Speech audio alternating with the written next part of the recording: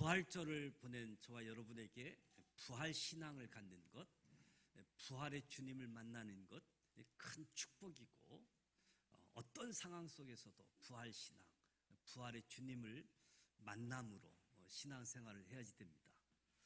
예수님의 부활을 목격한 여인들이 급히 제자들에게 뛰어가서 예루살렘이 아닌 갈릴리로 집합하라 명령을 전하게 되어지죠. 제자들은 예수님의 그 말을 전해 들은, 여인들을 통해서 들은 예수님의 명령을 듣고 지금 갈릴리 한 산으로 모이게 되어진 거지요. 예수님의 제자가 12명이 아닌 11명이 모였습니다. 누가 빠졌습니까? 가롯 유다이지요. 왜 그가 빠졌습니까? 가롯 유다는 예수님의 제자로 시작했습니다. 시작을 잘한 사람이지요. 그러나 끝을 잘못 맺은 사람입니다. 많은 사람은 시작을 잘 합니다. 그러나 끝을 잘못 맺는 경우가 참 많습니다. 가룟 유다는 사단의 유혹에 빠져서 예수를 팔게 되어졌고, 그 결과 자기도 원하지 않았던 자살을 하게 되지요. 가룟 유다가 왜 이렇게 되었던 것일까? 왜 이렇게 되었을까? 성경을 보면 세 가지 이유를 발견할 수 있는데, 첫 번째 이유는 교만입니다. 3년 동안 예수님을 따라다녔지만 예수님의 말씀과 행동에 순종하지 않았습니다. 오히려 그 말씀을 듣고 이상하게 마음이 교만해졌습니다. 예수님의 말씀과 행동에 가룟 유다는 동의할 수가 없었던 거지요. 바로 그것이 교만이라고 할 수 있습니다. 원래 사단은 교만한 자이지요. 모든 교만한 자의 마음속에 이 사단의 음모가 있게 되어집니다. 두 번째 이유는 가룟 유다의 생애를 살펴보면 자기 주장이 많았다는 점에서 찾아볼 수 있습니다. 자기 의견이 많았습니다. 자기 생각이 많았습니다. 그래서 예수님의 생각에 동의할 수가 없었고 예수님에게 순종할 수 없었던 거지요. 또 하나의 이유는 가룟 유다가 야망의 사람이었습니다. 욕심이 있었습니다. 말은 정의롭게 하지요. 말은 합리적으로 합니다. 그럴듯하게 하지요. 그러나 그 동기 깊은 곳에 욕망이 있었습니다. 예수님은 그를 가리켜서 도적놈이라고 했습니다. 돈계에 관심이 있다고 했습니다. 이 사람이 가룟 유다. 교만, 자기 의견이 많고 야망의 사람. 결국 3년 동안 예수님과 함께 지냈음에도 불구하고 자기의 생각과 예수님의 생각이 달랐다. 그래서 예수를 팔아버리게 되어지는 거지요. 오늘 예수님께서 제자를 부르실 때에 예루살렘으로 부르시지 않고 갈릴리로 부르셨다는 겁니다. 왜 갈릴리로 부르셨을까? 예수님께서 지금 있는 도시 예루살렘으로 부르시지 않고 저 시골 갈릴리로 부르셨을까? 모든 사건은 예루살렘 중심에서 일어났습니다. 예수님의 탄생도 예루살렘에서 4km 남쪽으로 떨어져 있는 베들레헴이었고요. 십자가에 못 박혀 돌아가셨던 장소도 예루살렘이고 부활하신 곳도 예루살렘이었습니다. 기독교가 탄생했던 결정적인 오순절 사건도 예루살렘이었습니다. 갈릴리는 어떤 곳입니까? 갈릴리, 예수님이 자라나신 곳, 예수님의 영혼의 고향, 제자들과 함께 울고 함께 웃고 기적을 베풀면서 하나님의 말씀을 나누었던 곳이 갈릴리였습니다. 예루살렘으로 부르지 않고 갈릴리로 부르셨다. 일할 수 있는 예루살렘도 필요하지만 내 영혼을 깊이 변화시킬 수 있는 예수님과의 만남의 장소, 예수님과 은혜의 관계가 시작되어졌던 갈릴리가 필요하다라고 하는 거지요. 예수님은 갈릴리에서 제자들을 부르셨고 갈릴리에서 천국 말씀을 선포했습니다. 수많은 병자들을 고치셨지요. 앉은 병이 일으켰고 눈먼 자를 눈뜨게 해주셨고 물 위를 걸어가셨고 귀신 들린 자에게 귀신을 쫓아내셨습니다. 이 놀랍고 아름다운 사건이 갈릴리에서 일어났던 것이지요. 예루살렘은 외향적이고 사건 중심이라고 한다면 갈릴리는 이 내면적이고 영적인 고향과 같은 곳이라고 할 수 있습니다. 예수님은 부활하셨습니다. 이제는 옛날 제자의 모습으로는 안 된다는 거지요. 제자들에게 제2의 탄생, 제2의 부름, 제2의 사명을 맡기시는 부활의 증인으로 요구하심에 있어서 옛날 모습이 아닌 새로운 모습, 부활하신 예수님은 이제 사명을 주시기 위해서 갈릴리에서 제자들을 다시 만나는 거지요. 오늘 저와 여러분에게 있어서도 제자들이 갈릴리에서 예수님과의 만남이 필요했던 것처럼 저와 여러분을 새롭게 만나시길 원하신다.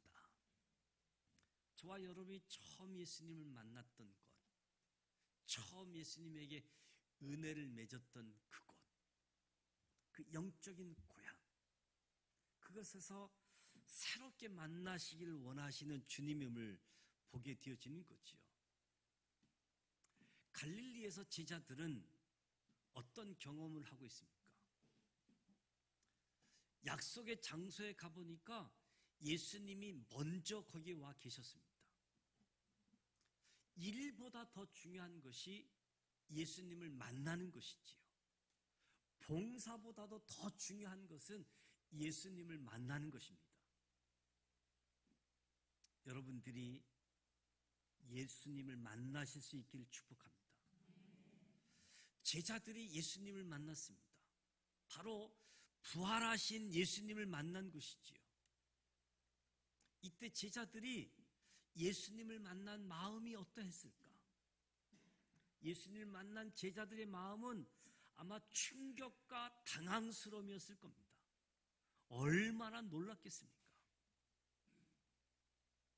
저와 여러분이 오늘 예수님을 만나고도 놀라지 않는 것이 있다라고 한다면 죽은 예수를 생각하고 있기 때문에 지금 이 자리에 부활하신 예수님이 나타나신다라고 한다면 저와 여러분이 어떻겠습니까?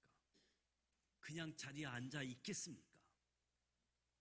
부활하신 예수님이 지금 이 자리에 나타나신다라고 한다면 우리도 충격을 받고 당황스러워 하겠지요. 그분의 음성을 듣고 손을 만질 수도 있고 느낄 수 있다라고 한다면 우리의 신앙적인 자세는 아주 근본적으로 대변화가 일어날 겁니다. 지금 제자들 앞에 살아계신 예수님이 나타나셨습니다. 얼마나 긴장했겠습니까? 얼마나 놀랐겠습니까? 신앙은 긴장이다. 긴장을 잊어버리는 것 신앙이 아니다.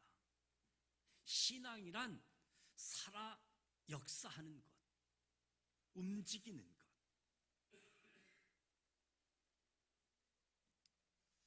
저와 여러분에게 신앙생활하면서 부활신앙이 있어야 됩니다. 부활신앙이 있으면 어떤 환경 상황을 만나도 놀라지 않고 두렵지 않게 되어지는 거지요. 부활신앙, 살아 움직이는 신앙, 역사하는 신앙, 생동하는 신앙. 제자들이 예수님을 만났을 때 두 가지 반응이 있습니다. 예수를 배우고 경배하나. 제자들의 첫 번째 반응은 경배입니다. 부활하신 예수를 목격한 순간 그들의 반응은 무릎을 꿇고 예수의 발을 잡고 주님, 당신은 주님이십니다. 우리의 영광을 받아 주시옵소서. 당신은 죽음을 이기셨습니다. 당신은 승리하셨습니다 하면서 제자들이 경배를 올리게 되어지는 거지요. 부활은 경배입니다. 진정한 예배는 부활하신 예수님을 만날 때 일어나게 되어진다. 또 다른 반응은 경배하는 사람이 있었지만 동시에 예수님의 제자들 가운데 의심하는 사람도 있었다. 의심하는 사람. 이 사람은 진리를 보면서도 거부하는 사람들, 기적과 부활을 목격하면서도 믿지 않으려는 사람들이지요. 사람들이 하나님을 믿지 않고 신앙을 갖지 않으려고 하는 이유가 무엇입니까? 사실을 확인하지 못했기 때문이 아니라 믿지 않고 신앙을 갖지 않으려고 하는 사람은 그들 자신에게 믿지 않으려고 하는 의지가 있다는 거예요. 거부하려고 하는 의지가 있는 거지요. 그 속에 악한 사단의 영이 있는 겁니다. 거부하려고 하는 의지가 있기 때문에 사실 진리 앞에서도 받아들이지 않고 거부하려고 하는 거지요. 불신앙입니다. 예수가 부활하셨다는 사실을 눈앞에 보면서도 믿지 않는 불신앙. 우리들 가운데 신앙생활하면서 이런 마음을 갖지 않기를 바랍니다. 믿지 않으려는 의지를 가진 사람, 삐뚤어진 마음을 가진 사람, 진리를 보고도 믿지 않으려는 이를 예수님이 갈릴리로 부르셨습니다. 의심하는 사람들을 갈릴리로 부르셨습니다. 예수님은 가롯 유다만 아니라면 어떤 허물과 실수와 부족함이 있어도 용서하고 새롭게 하셔서 사용하신다는 사실을 발견할 수 있게 되어지는 거지요. 이 사람들이 언제 변화를 받았습니까? 경배하는 사람들, 의심이 있던 사람들, 이 사람들이 변화를 받은 것은 오순절이지요. 오순절날 그들은 변화를 받았습니다. 겁을 내고 도망갔던, 의심하던 제자들이 임재한 성령님에 의해서 순식간에 새 사람으로 변화되어진 거지요. 모두가 이대한 십자가의 부활의 증인이 되어졌고 복음을 이해한 순교자, 사랑의 하신으로 변화되었습니다. 혹시 우리들 가운데 믿음이 조금 부족해서 의심하고 하나님 보시기에 준비된 그릇이 아니라 할지라도 안심하시길 바랍니다. 만일 쓰임받기를 원한다라고 한다면 하나님은 우리를 고쳐서도 쓰실 것이다. 성령의 능력으로 옷 입혀서 새로운 인간으로 만드셔서 하나님 나라의 증인으로 삼아 주실 겁니다. 믿음이 조금 부족하더라도, 의심이 있다라고 할지라도 안심하시기 바랍니다. 하나님이 사용하십니다. 예수님께서 갈릴리에서 제자를 만나셨는데 무슨 말씀을 하셨습니까?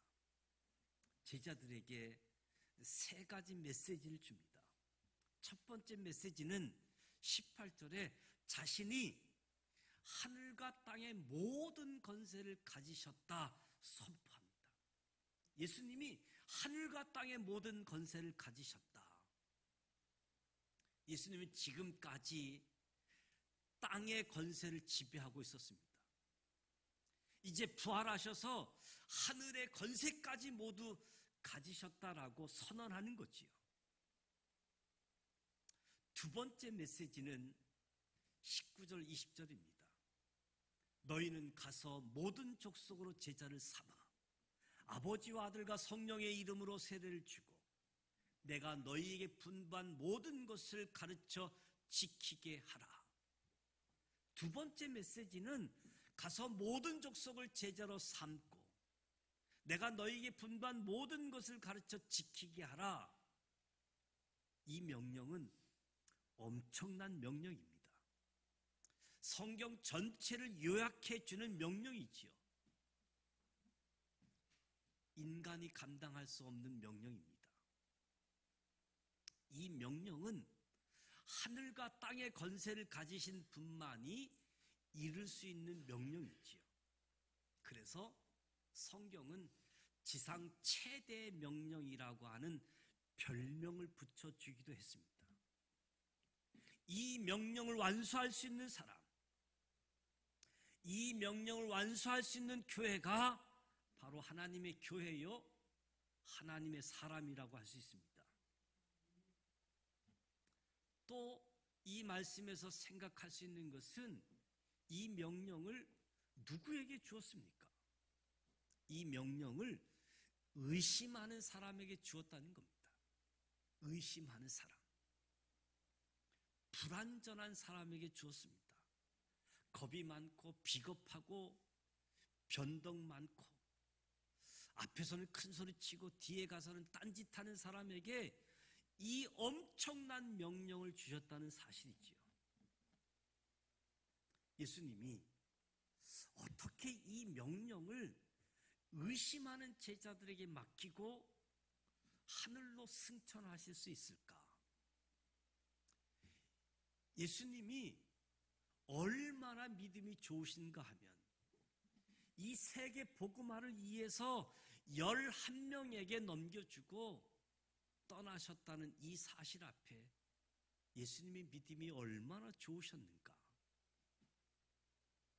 의심하는 제자들에게 명령을 주시고 승천하셨습니다. 기적이지요. 예수님께서 이 명령을 오늘도 저와 여러분에게 맡기고 계십니다. 우리에게 맡기고 계십니다. 이 지상 명령을 잘 이해하기 위해서는 성경에 나타난 핵심적인 명령들이 있지요. 성경에 나타난 핵심적인 명령, 세 가지 명령을 이해할 필요가 있습니다. 하나님이 우리 인간에게 주신 첫 번째 명령은 창세기 1장 28절 말씀이지요. 생육하고 번성하여 땅에 충만하라. 땅을 정복하라. 모든 생물을 다스리라. 우리 인간에게 주어진 명령입니다. 우리는 이 지구를 돌볼 책임이 있습니다. 하나님이 만들어주신 환경을 그대로 보존할 책임이 있는 거지요.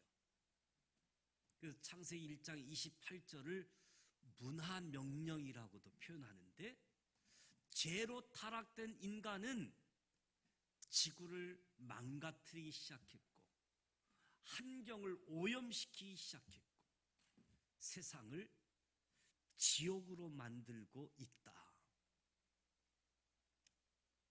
문화명령을 기억해야지 되고, 또 다른 하나의 명령은 요한복음 13장 34절입니다. 새 계명을 너희에게 주노니 서로 사랑하라. 내가 너희를 사랑한 것 같이 너희도 서로 사랑하라. 이 두 번째 명령은 인간과 인간 관계에 있어서 삶의 명령, 생활의 명령이라고 할 수 있습니다. 서로 사랑. 기독교의 핵심적인 주제이지요. 하나님의 창조의 원리가 담겨져 있습니다. 예수님의 구원의 정신이 담겨져 있습니다. 서로 사랑하라. 그러나 죄가 들어온 이후에 인간이 어떻게 살고 있습니까? 사랑 대신에 미워하면서, 용서 대신에 복수의 삶을 가지고 인간관계를 맺으며 살아가고 있습니다. 그러나 예수님의 명령은 서로 사랑하라입니다. 문화 명령, 삶의 명령에 이어 세 번째 중요한 명령이 선교 명령입니다. 선교 명령. 가서 모든 족속으로 제자를 삼으라. 사람은 죄를 지어서 하나님으로부터 멀리 떨어졌습니다. 원래 사람과 하나님은 교제하며 하나 되는 관계였지요. 죄가 들어온 이후에 인간은 하나님을 거부했습니다. 마치 기억 상실증에 걸린 것처럼 하나님이 계신 것조차도 알 수 없는 인간은 우연의 존재라고 생각하면서 살고 있는 거지요. 인간은 창조의 산물이 아니라 진화의 산물이라고 생각하면서 살아가는 거지요.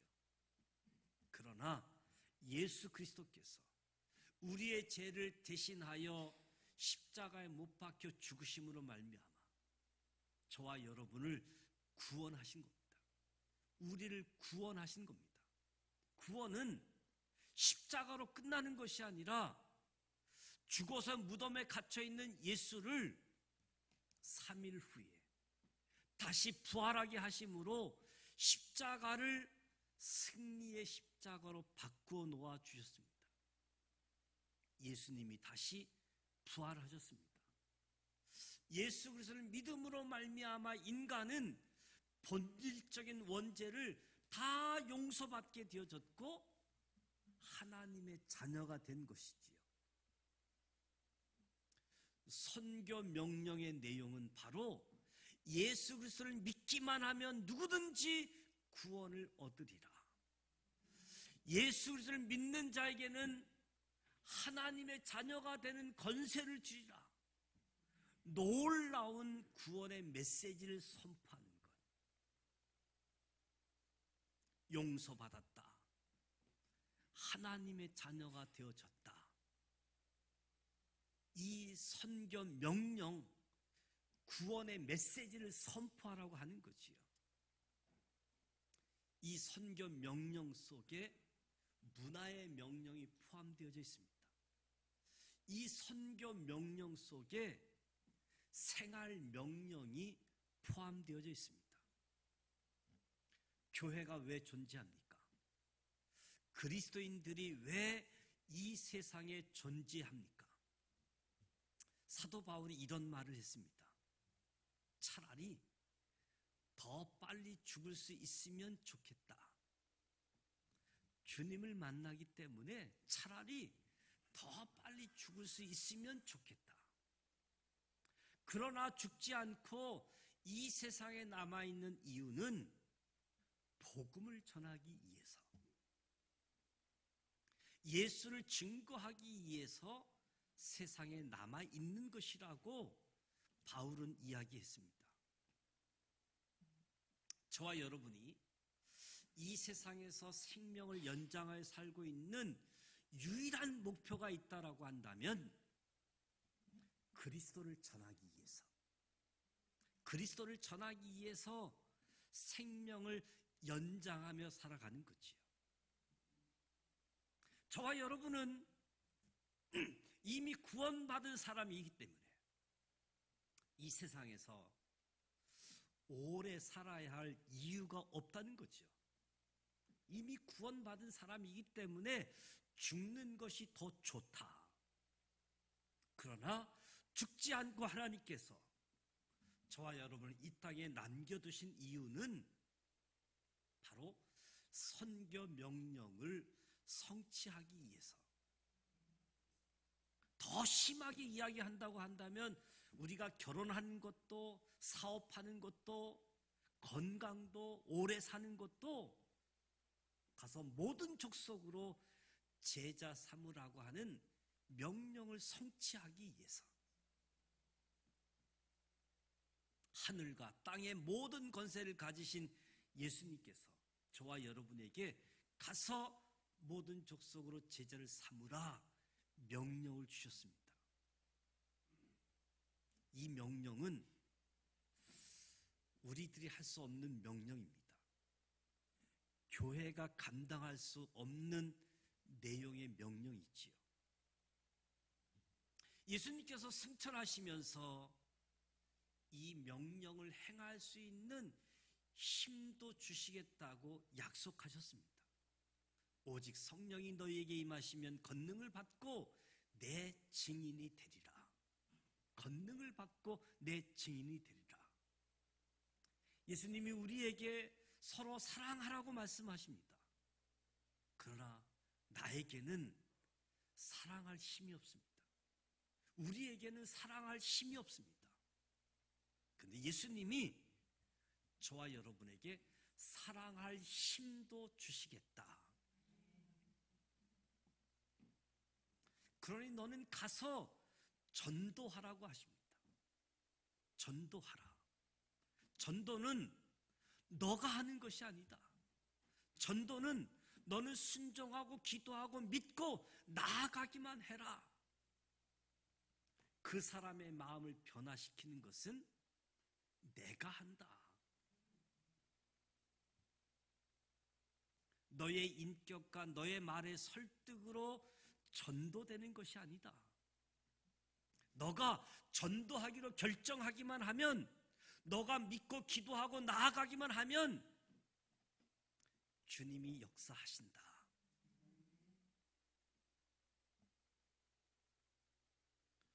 저와 여러분의 생애에 유일하게 감당해야 할 목적과 사명은 가서 모든 족속을 제자로 삼으라.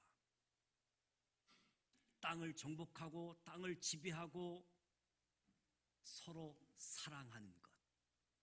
병들었든지 건강하든지 부자이든지 가난하든지 능력이 있든지 없든지 우리 모두는 선교를 위해 존재하는 것이다. 걱정하지 말라. 세상 끝날까지 내가 너와 함께 있을 것이다. 마음에 근심하지 말라. 하나님을 믿으니 또 나를 믿으라. 세상에서 너희가 환난을 당하나 담대하라. 내가 세상을 이기었노라 말씀하십니다. 너가 정말 이 명령이 하나님으로부터 온 말씀으로 믿고 순종하고 앞으로 나아가기만 하면 너의 생애가 형통할 것이다. 모든 것을 다 허락할 것이다. 너는 믿고 나아가기만 하라. 여러분, 그렇게 믿으십니까? 그렇게 하실 수 있겠습니까? 교회는 이 선교 명령의 기초 위에 세워졌습니다. 지상 명령은 교회가 존재하는 이유이지요. 아브라함이 잘 지내고 있는 어느 날 갑자기 하나님께서 나타나셔서 너는 본토 친척 아비집을 떠나라고 했습니다. 본토 친척 아비집을 떠나라. 잘 지내고 있는데 떠나라. 기가 막힌 얘기가 아닙니까? 잘 살고 있는데 떠나라. 자녀 교육을 어떻게 합니까? 내 직장은 어떻게 합니까? 아파트 분양받은 게 있는데 어떻게 합니까? 다음 달 결혼 예정돼 있는데 어떻게 합니까? 떠나라. 심각한 문제이지요. 그런데도 하나님은 떠나라고 명령하고 있습니다. 아브라함이 참 이디합니다. 떠나라 명령할 때 그럼 어디로 가지요? 묻지도 않고 말씀을 쫓아갑니다. 아브라함의 믿음의 시작이지요. 여러분도 그렇게 하시겠습니까? 해볼 수 있겠습니까? 명령이 떨어진다면 순종할 수 있겠습니까? 모든 사건과 상황 조건이 너무 많은데